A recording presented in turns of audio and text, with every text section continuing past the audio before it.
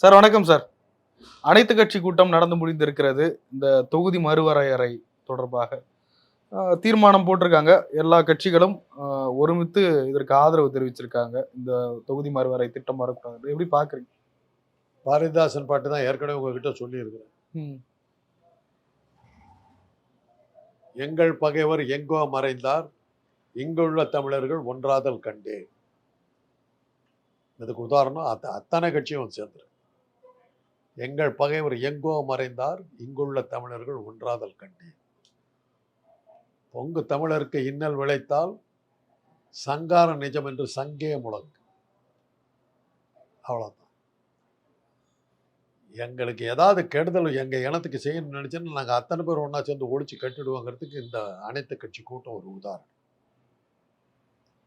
பெரிய மகிழ்ச்சி. இந்த திட்டத்தை கொண்டு வந்த ஒன்றிய அரசுக்கு மிகப்பெரிய நன்றி.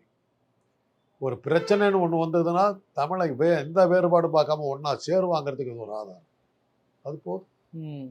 என்னை போன்ற ஒரு சீனியருக்கு எல்லாம் கிடைத்த ஒரு மகிழ்ச்சி. தமிழ் இனத்தை அழிக்க முடியாது. ஒரு பிரச்சனை இருந்ததுன்னா வேறுபாடு பார்க்காம ஒன்றா சேருவாங்கிறதுக்கு சாலிடாரிட்டி, ஒற்றுமை, பலம். நாம் தமிழர் கட்சி கலந்துக்கல, பெயர்லேயே தமிழர். நான் சொன்னது தமிழர்களை பற்றி நான் சொன்னேன். நீங்க உடனே யாரையோ போய் கேட்க சார். நாம் தமிழர் கட்சி சார். தமிழ் எல்லா இடத்துலையும் விவேஷனம் இருக்கத்தாங்க செய்வான். விவேஷனும் இருப்பான், ஆஞ்சநேயரும் இருப்பாங்க. அதெல்லாம் நம்ம தடுக்க முடியாது. அப்புறம் இந்த ஒற்றுமையா இருக்கிறதுக்கு என்ன மரியாதை இருக்கு? அப்படி ரெண்டு ஆட்சிங்க இருந்தா தான் இதாகும். என்ன செஞ்சிட முடியும்னு நினைக்கிறீங்க இந்த அரசியல் கட்சி கூட்டத்தை வச்சு? இல்ல, அது கூட்டத்தை வச்சு இது அதை பேசுறதுக்கான உரிமை எனக்கு எப்படி வருதுன்னா, நேரு பிரதம மந்திரியா இருந்த காலத்திலேயே இது நடந்தது. டெலிமிட்டேஷன் கமிட்டின்னு ஒன்று உண்டு. அதுதான் ஒவ்வொரு நாடாளுமன்றத்து தொகுதிகளை நிர்ணயம் பண்ணுறது. இந்த தொகுதி இந்த தொகுதி இந்த தொகுதி அப்படின்னு சொல்லி அது ஒவ்வொரு தேர்தலுக்கு முன்னாடி இந்த டெலிமிட்டேஷன் கமிட்டி தொகுதி பிரிப்பாங்க. இப்போ உதாரணத்துக்கு எடுத்திங்கன்னா, வட சென்னை இங்கேருந்து இது ஊரில் இருக்கிறது வட சென்னை அந்த தொகுதி, மத்திய சென்னைங்கிறது இங்கேருந்து எங்கள் ஊரில் இருக்கிறதுங்கிறது டீலிமிட்டேஷனில் அது இடத்த மாற்றலாம். ஒருவேளை பெரம்பூர் வட சென்னையிலேருந்துன்னு வச்சுக்கோங்க, அதை மத்திய சென்னைக்கு மாற்றலாம். திருவல்லிக்கேணி தென் சென்னையிலேருந்துன்னு வச்சுக்கோங்க, அதை மத்திய சென்னைக்கு மாற்றலாம். அல்லது தாம்பரத்தை செங்கல்பட்டுக்கு மாற்றிடலாம். அது மாதிரி டீலிமிட்டேஷன் கமிட்டி ஒன்று இருந்தது. அந்த கமிட்டியில் எங்கள் அண்ணா உறுப்பினர் நாடாளுமன்றத்தில். அப்போ என்ன ஆச்சுன்னா, மக்கள் தொகை அடிப்படையில் நமக்கு 2 பார்லிமெண்ட் சீட்டு போயிடுச்சு. 2 நாடாளுமன்ற தொகுதி குறையுது.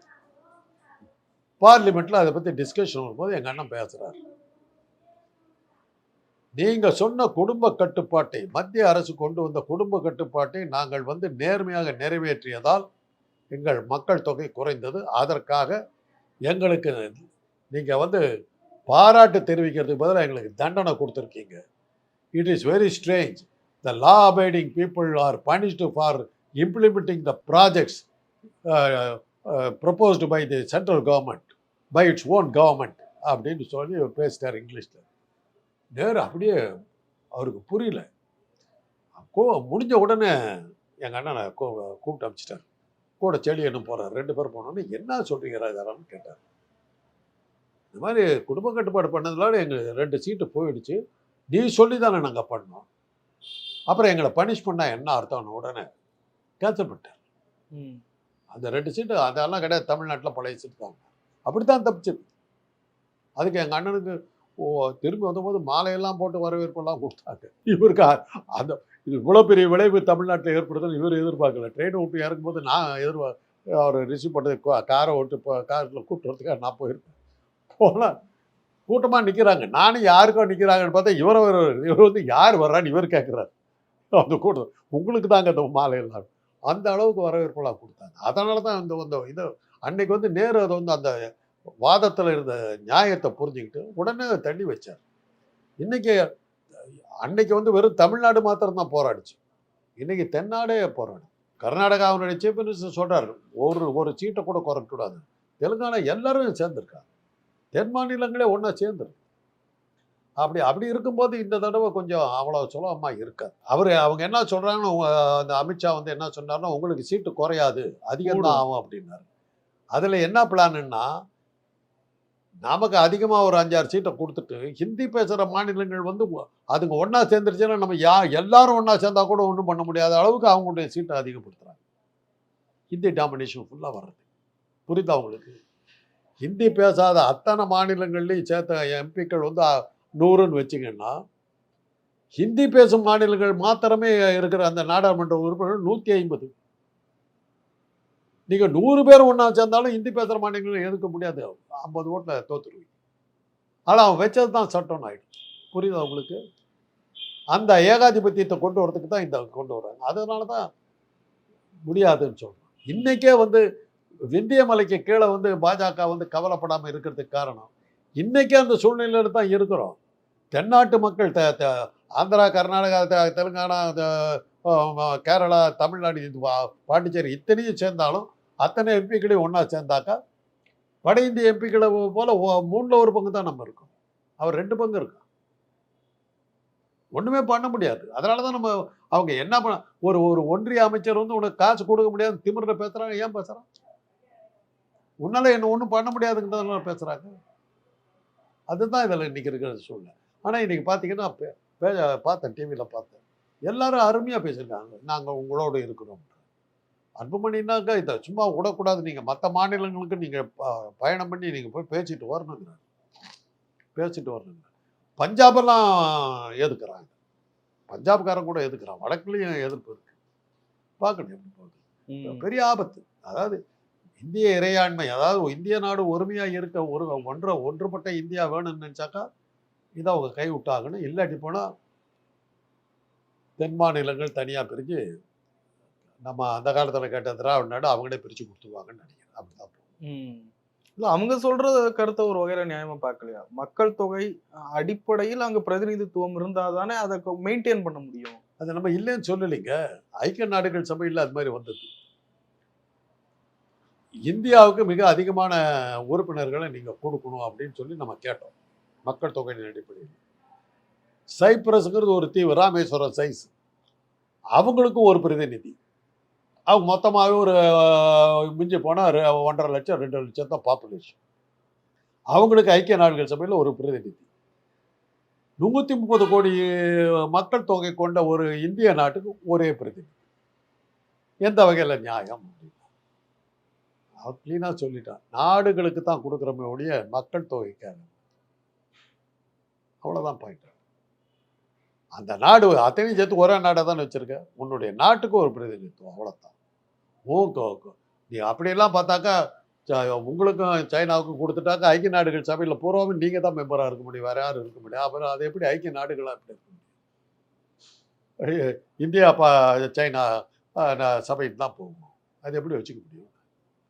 அப்படி தான் போகணும். எல்லாத்துக்கும் சமமான உரிமையை கொடுத்தாகும். ஒவ்வொரு ஸ்டேட்டுக்கு இவ்வளோ சீட்டு அப்படி தான் கொடுத்தாகும். இந்த இது ஒரு ஆர்குமெண்ட். நீங்கள் சொல்கிற ஆர்குமெண்ட் வந்து இந்த மக்கள் தொகையின் அடிப்படையில் கொடுத்தீங்கன்னா சரியா வராது. அது அது அது அப்போ அந்த ஒவ்வொரு தொகுதிக்கும் எப்படி ரெப்ரசன்டேஷன் கொண்டு வரணுமோ மக்கள் தொகையோட அடிப்படையில் கேட்கணும். இப்போ செங்கல்பட்டு எம்பி வந்து இது திருநெல்வேலி எம்பி ஒன்றா சேர்த்த முடியாது. இந்த தமிழ்நாட்டுக்கு ஒரே ஒரு எம்பினாக்கா எப்படி ரெப்ரசன்ட் இது பண்ண முடியும்? இதெல்லாம் இருக்குது. இதெல்லாம் அந்த அதுக்கான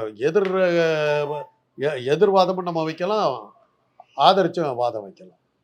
ஆனால் ஒரு நியாயமான ஒரு இது இருக்கணும்னாக்கா இவ்வளோ இது ஒரு மாநிலத்துக்கு இவ்வளோ சீட்டுன்னு நீங்கள் ஒதுக்கி அதை இருக்கிறத குறைக்காதுங்கிறத நம்முடைய இருக்கிறத ஏன் குறைக்கும்? வட மாநிலங்களில் அந்த குடும்ப கட்டுப்பாடு அவங்க பயன்படுத்தவே இல்லைங்க, அவங்க செய்யவே இல்லை. அதுக்கு அவங்களுக்கு தண்டனை கொடுத்துருக்குமா இல்லையா அப்படிங்கிறதா கேள்வி. அவனை பாராட்டுறீங்க. அதை தான் நேரு காலத்தில் எங்கள் அண்ணன் சொன்னது அதுதான். நீ சொன்ன இதை எடுத்துக்கிட்டு இந்தியாவுடைய ஜனத்தொகை பெருசாகிட்டே போனால் இந்தியா பிச்சைக்கார நாடாகிடுங்கிறதுக்காக நாங்கள் இது பண்ணிவிட்டு எங்கள் குடும்பத்தை எங்களுடைய மக்கள் தொகையை கட்டுப்படுத்தினா இந்த பக்கம் தண்ணி ரொப்பிக்கிட்டு அந்த பக்கம் இருக்க ஓட்டையில் உத்தரப்பிரதேசங்கிற ஓட்டை வழியாக எல்லாமே போயிட்டு இருக்குது. அதை அடைக்க வேணாமா? அவங்க பெருக்கிக்கிட்டே போயிட்டாங்க. அதனால் விளைவு என்ன ஆகுது? நம்முடைய வளமும் சேர்ந்து அவங்களோட போகுது. வாங்கின கடனுக்கு நாம பதில் சொல்ல வேண்டியது. இதெல்லாம் எப்படி இதெல்லாம் ஒரு அனாமதி. அதனால தான் அங்கே என்ன சொல்கிறான்னா அதுலேயும் அங்கேயும் ஜனத்தொகை தான் வரும். ம். அது அங்கே அவன் வந்து எப்படி பண்ணுறான்னா ஏரியா வைஸாக பிரிக்கிறது இல்லை. அமெரிக்காவிலேயோ பிரான்ஸ் இதெல்லாம் வந்து ஜனாதிபதிக்கு ஒரு ஆள் நின்றுடுவான் எலெக்ஷன். ம். இப்போ நீங்கள் நிற்கிறீங்க, நான் நிற்பேன். ம். உங்களுக்கு மார்ஷல் ஆதரிப்பவர்களாம் ஓட்டு போடுங்கன்னு எல்லா மாநிலமும் உங்களுக்கு ஆதரவு இருக்கு. நானும் நிற்பேன். காந்தராஜுக்காவது யார் உங்களுக்கு வந்து 10 லட்சம் ஓட்டு வந்துருச்சு, எனக்கு 9 லட்சம் ஓட்டு வந்துருச்சு. 10 லட்சம் ஓட்டுக்கு 1 லட்சம் ஓட்டுக்கு ஒரு எம்பின்னு கொடுத்துருவோம். 10 லட்சம் ஓட்டுக்கு உங்களுக்கு 10 எம்பி, எனக்கு 9 லட்சம் ஓட்டுக்கு 9 எம்பி. எல்லாருக்குமே சமமான இடம் கிடைக்குது. புரியுதா உங்களுக்கு? இன்னைக்கு நம்முடைய சிஸ்டத்தில் எப்படின்னா ஒரே ஒரு ஓட்டில் நீங்கள் தோப்பீங்க. நான் வந்து 10,000 ஓட்டு வாங்கியிருப்பேன், நீங்கள் 9,999 ஓட்டு வாங்கியிருப்பீங்க. ஒரு ஓட்டு மார்ஷல் தோல்வி. உங்களுக்கு ஓட்டு போட்டாங்களோ 9,000 அவங்களுக்கு ரெப்ரஸன்டேஷன் கிடையாது. அந்த ஒரு ஓட்டில் வந்தால் நான் எனக்கு ரெப்ரஸன்டேஷன், அந்த 10,000 பேருக்கு தான் நான் இருப்பேன். என்ன நியாயம்? அதில் அப்படி இல்லை. 10 லட்சம் ஓட்டு வாங்கினீங்க, 1 லட்சம் ஓட்டுக்கு ஒரு ரெப்ரஸன்டேட்டிவ் நீங்களே செலக்ட் பண்ணிக்கலாம். இது என்னுடைய டீம்னு சொல்லுவாங்க. இப்போ ட்ரம்ப் அப்படி தான், இவங்கெல்லாம் என்னுடைய டீம் அப்படின்னு அவர் காட்டிட்டார். காட்டிட்டோன்னு சரி அவரை எதிர்த்து நின்று அந்த யாரோ ஒரு அம்மா நின்றுச்சு. அந்த அம்மா வந்து இது ஏன் டீம் இருந்துச்சு, ரெண்டையும் பார்த்தாங்க. அது ட்ரம்ப்போட டீம் பெட்டராக அவங்க போட்டாங்க. அப்படித்தான் மந்திரி சபையை நமக்கு தெரியும், யார் ஆள போகிறாங்கன்னு நமக்கு தெரியும். எம்எல்ஏ விலைக்கு வாங்குறது இந்த இந்த இந்த ஊழல் பிரச்சனையெல்லாம் வரவே வராது. இந்த மாதிரிலாம் பண்ணிட்டீங்கன்னா காசு கொடுத்து ஓட்டு வாங்க வேண்டிய அவசியமே கிடையாது. இது எல்லாமே போய்டும். நீங்கள் வாக்கு எந்திரத்தை பயன்படுத்துகிற வேலையெல்லாம் நடக்காது. ஆனால் அதையும் அமெரிக்காவில் பண்ணி காட்டினாங்க. புளோரிடா மாநிலத்தில் புஷனுடைய தம்பி இருந்துக்கிட்டு எல்லாம் பண்ணி காட்டினார். அவ்வளோ சிஸ்டம் இருந்தால் அதனால தான் அந்த வாக்கு எந்திரத்தை அதோட நிறுத்திக்கிட்டாங்க, அந்த வேலையை வச்சுக்காங்க. ஸோ குறைவான சிஸ்டம். இதனால தான் நம்ம வந்து ஜனாதிபதி முறையை கொண்டு வாங்கிக்கன்னு நம்ம சொல்கிறதுக்கு அதுதான் காரணம். அதில் எல்லாத்துக்குமே பிரதிநிதித்துவம் கிடைக்குது. ஒரு ஓட்டில் ஜெயிச்சா 2 ஓட்டில் ஜெயிச்சாங்கிற கதையே கிடையாது. உங்களுக்கு கிடைச்ச ஓட்டுகளுக்கு விகிதாச்சாரப்படி உங்களுக்கு உறுப்பினர்கள் வந்துடுவாங்க. என்னுடைய ஓட்டுக்கு அதனால தான் என்ன சொல்லுவாங்கன்னா, பிரசிடென்ட் வந்து கொண்டு வந்த ஓட்டை வந்து அந்த எதிர்கட்சிகள் ஒன்றா சேர்ந்து தோக்கடிச்சிருச்சுமா. சில ஸ்கீம்ஸ் எல்லாம் கொண்டு இப்போ ட்ரம்ப் எடுத்துக்கிட்டு இருக்கிற பல விஷயங்கள் வந்து அந்த எதிர்கட்சிகள் சேர்ந்து நினைச்சாங்கன்னா ஒழிச்சு கட்டிடலாம். ஒன்றும் பண்ண முடியாது. ஆளுங்கட்சியாக இருக்கிறதுனால நீங்கள் எதாவது திட்டத்தை கொண்டு வர முடியாது. அது ஃப்ரான்ஸில் இருந்து இந்த சிஸ்டம் வந்து இங்கிலாண்டை பார்த்து நம்ம இது பண்ணிடுவோம். இது நமக்கு சரியாக வரல. இதை மாற்ற வேண்டிய கட்டத்துக்கு நம்ம ஆளாயிருக்கோம். பட் இது யாருமே பேசுறது இல்லை. ஏன்னா இன்றைக்கி தலைவராக இருக்கவங்களுக்கு பல பேர்த்துக்கு கேள்விக்குறியாயிடும். ஏன்னா அவங்களுடைய தயவு வேணும். அவங்களும் சேர்ந்து எலெக்ஷனில் வேலை பார்ப்பாங்க. வேலை பார்த்து அவங்களுடைய செல்வாக்கு சேர்ந்து தான் இவங்களுக்கு ஓட்டு. ஸோ அதனால் அவங்க ஜாக்கிரதையாக இருப்பாங்க. ஒரு எல்லாத்துக்கும் ஒரு சமமான ஒரு இது இருக்கும். இதெல்லாம் பல அட்வான்டேஜஸ் இருக்குது. இதை நம்ம பல சமயங்களில் சொல்லியிருக்கோம். இன்றைக்கு வரலும் ஒரு அரசியல் கட்சி கூட இன்றைக்கு வரையிலும் இந்த சிஸ்டத்தை கொண்டு வா நம்ம பேசவே இல்லை. எதுவாக இருந்தாலும் சமமான அளவில் வந்து நமக்கு வந்து பிரதிநிதித்துவம் இல்லைன்னா நாடாளுமன்றத்துக்கு போகிறதெல்லாம் அர்த்தம் இல்லை, போய் பிரயோஜனம் இல்லை. ஏழை சொல்ல அம்பலம் ஏறாது. இன்றைக்கே மெஜாரிட்டியே இல்லாத நேரத்தில் கூட உனக்கு 2,000 கோடி கொடுக்க முடியாதுன்னு ஒரு ஒன்றிய அமைச்சர் சொல்லிட்டு போகிறாருன்னா அந்த திமிர் இருக்குதுன்னா, இன்னும் இருக்கிற நம்ம மெம்பர்ஷிப்பும் போச்சுன்னா என்ன ஆகும்? என்ன ஆகும்? ஒரு பட்ஜெட்டில் ஒரு ஸ்டேட்டு பேரே அந்த நிர்மலா சீதாராமன் சொல்லலையே, தமிழ்நாட்டு பேரையே சொல்லலையே. இதெல்லாம் நடக்குமா? ஒரு எதிர்கட்சி தலைவர் எந்த காரணமும் இல்லாமல் ஒரு அமலாக்கத்துறை வந்துட்டு காலையிலேருந்து ராத்திரி வரைக்கும் 80 மணி நேரம் விடாமல் என்னை கேள்வி கேட்டாங்கன்னு ராகுல் காந்தி சொன்னபோது நாடாளுமன்ற தலைவர் ஓம் பிர்லா பேயறிஞ்ச மாதிரி உட்காந்துக்கிட்டு இருந்தார். எனக்கே இந்த கதினா சாதாரண மக்கள் என்ன ஆவாங்கன்னு கேட்டார். எத்தனை கேஸ் போட்டேன் நான் அமலாக்கத்துறையை வச்சு 80 மணி நேரம் என்னை கேள்வி கேட்டேன். ஒரு எதிர்கட்சி தலைவனுக்கு இந்த கதினா நாட்டு மக்கள் என்ன கதி ஆவாங்கன்னு கேட்டபோது அவரால் பதில் சொல்ல முடியும். அதுக்கப்புறம் தான் அந்த மம்தா பானர்ஜி கட்சி பொண்ணு எந்திரிச்ச போது மோடி பார்லிமெண்ட் விட்டு ஓட ஆரம்பித்தார். ஓடாதீங்க மோடின்னு இந்த பக்கம் கத்துது, ஓடுறார் வழி. இதெல்லாம் இந்த அச்சிங்கமெல்லாம் இருக்காது. அப்போ இதெல்லாம் நம்ம சொல்கிறோம், பார்ப்போம் என்ன ஆகுதுன்னு பார்ப்போம். அதனால தான் இன்னைக்கு வந்து இந்த பிரச்சனையில் என்ன ஆகுதுன்னா, நாளைக்கு அதிமுக ஆட்சிக்கு வந்ததோ தாவேக ஆட்சிக்கு வருதோ யார் வந்தாலும் அவங்க இதில் அடிபடுவாங்க. நீங்க திமுக இருக்குதுங்கிறதால நீங்க சொல்றீங்க, நாளைக்கு நீங்க ஆட்சிக்கு வந்தா உங்களுக்கு இந்த பிரச்சனை வரும்ல. அதனாலதான் அத்தனை கட்சி ஒன்னா சேருது. அதனாலதான் அத்தனை தென் மாநிலங்களும் ஒன்னா சேர்றாங்க. கூடாதுங்கிறாங்க. பாப்பா என்ன ஆகுது. மோடி இதை எப்படி சார் பாப்பாரு? ஏன்னா ஒன்றிணைஞ்சிருச்சு, பாஜக கூட்டணியில இருக்கவங்க கூட வந்துட்டாங்க பெரும்பாலும். எப்படி என்ன செய்தியை கொடுக்குது நம்ம ஒன்றிய அரசு? இதை பத்தி எல்லாம் அவர் மோடிக்கு அதெல்லாம் புரியுதா என்னங்கிறது தெரியாது. அவர் உல்லாச பேர் வழி கேள்வி கேட்டா பதில் சொல்றதுக்கு தெரியாம முடிச்சுக்கிட்டு இருக்கிற ஆசாமி அவருக்கு எதை பத்தி அவர் கவலை இருக்குது. இவரை கேவலப்படுத்தி பத்திரிகையாளர் கேட்கறாங்க கேள்வி அமெரிக்காவில். அதான் அந்த கேட்ட கேள்விக்கு அர்த்தமே புரியாம உட்காந்துக்கிட்டு இருக்காரு. அதை விட ஆச்சுக்கும் ட்ரம்ப் இருந்துக்கிட்டு நானே பதில் சொல்றேன் உனக்கு தான் தெரியலையா, அவரை ஏன் போட்டு உயிர் எடுக்கிறீங்கன்னு கேவலமா இருக்கு. அதனால அவருக்கு இதெல்லாம் இப்படி ஒன்று நடக்கிறதே தெரிஞ்சிருக்குமா என்னங்கிறது இதெல்லாம் அமித்ஷாவுக்கு தான் பேசுறாங்க. அமித்ஷா வைக்கிறது தான் தடுத்துற முடியும்னு நினைக்கிறீங்களா? அது வர்றத பார்க்கணும், எப்படி போகுதுன்னு பார்க்கணும். அவரோட தடுக்க முடியலன்னு இதோட பின்விளைவுகள் வேற மாதிரி இருக்கும். சீமான் கட்சி பங்கெடுக்கலையா சார்? சார் பல பயன்பாடுகள்லாம் கூடி சேர்ந்துக்கிட்டு குஸ்தி போட்டுக்கிட்டு இருக்காங்க. ஒரு ஓரமாக டிபி வந்து இருமிக்கிட்டு இருக்கிற ஒரு அவர் வந்து ஏன் சார் என்ன பண்ணுவார்? அவர் என்ன பண்ணுவார்? உயிரோடு இருக்கிறது பெரிய விஷயம். அவரை பற்றி நம்ம தேவையே இல்லை. அவர் அனாவசியமாக கேட்ட அவருக்கு இதுக்கு என்ன சம்பந்தம் இருக்கு? இல்ல தமிழ்நாடு தமிழர் உரிமைகளுக்காக பேசுறவர் சீமான். அதை நீங்க தமிழ் தேசியம்னு பேசுறவர். தமிழ் தேசியம் அது அவருக்கு தெரியும். நான் பேசுனது தமிழ்நாட்டுக்காரர்களை பற்றி தான் பேசுறேன். அவரை நீங்க தமிழ்நாட்டுக்காரர் அவரை நான் நினைக்கிறேன். அவருக்கும் தமிழ்நாட்டுக்கு என்ன சம்பந்தம்? கலந்து கொள்ளாத ரெண்டு கட்சி, ஒன்று பாஜக, இன்னொன்று நாம் தமிழர். பாஜக சார், ஏன்னா அவங்களுக்கு எதிர்பார்த்தா இந்த கூட்டம். நிறைய விஷயங்களை பயனுள்ளது. ரொம்ப நன்றி.